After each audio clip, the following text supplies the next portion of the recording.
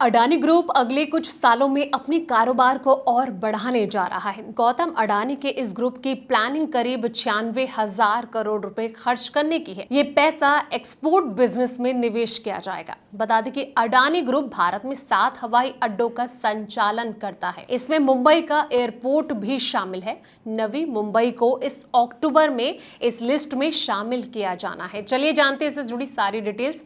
नमस्कार, मैं हूं संध्या बिष्ट और आप देख रहे हैं the economic times Hindi.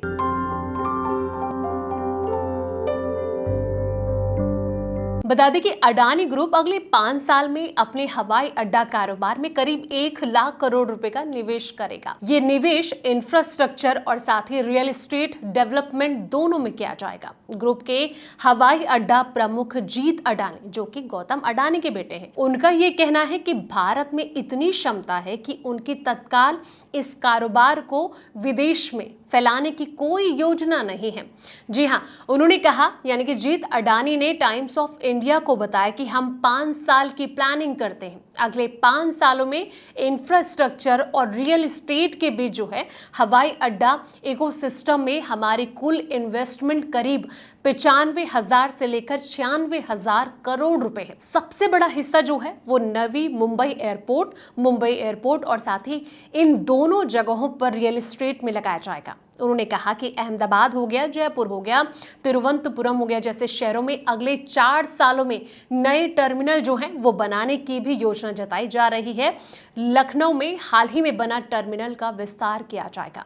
Guwahati में एक नया टर्मिनल जो है वो बनकर तैयार है और इसे अक्टूबर से लेकर नवंबर में चालू कर दिया जाएगा। जीत अडानी ने यह कहा कि हमें भारत में बहुत अवसर दिखते हैं और हम विदेश जाकर खुद को जो है वो भटकाना नहीं चाहते हैं।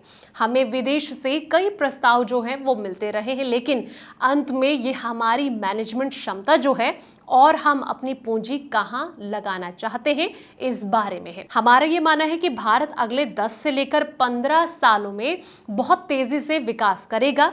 उन्होंने आगे कहा कि ये 26 हवाई अड्डों को जो है वो पीपीपी तरीके से विकसित करने के लिए पहले ही पहचान कर ली गई है। उन्होंने कहा कि नवी मुंबई की अगर बात की जाए, यानी कि नवी मुंबई एयरपोर्ट के पहले और दूसरे चरण को मिला दिया जाए तो अब एक बार में 1 करोड़ यात्रियों की क्षमता यानी कि सीपीए बनाने के बजाय 2 करोड़ यात्रियों की वार्षिक क्षमता के साथ जो है शुरुआत होगी। इसे 19,000 करोड़ रुपए के इन्वेस्टमेंट से बनाया गया है। नवी मुंबई इंटरनेशनल एयरपोर्ट के T2 पर काम शुरू कर दिया गया है। तो फिलहाल इस वीडियो में इतना ही। जानकारी भरे ऐसे ही तमाम वीडियोस के लिए आप देखते रहें द इकोनॉमिक टाइम्स हिंदी।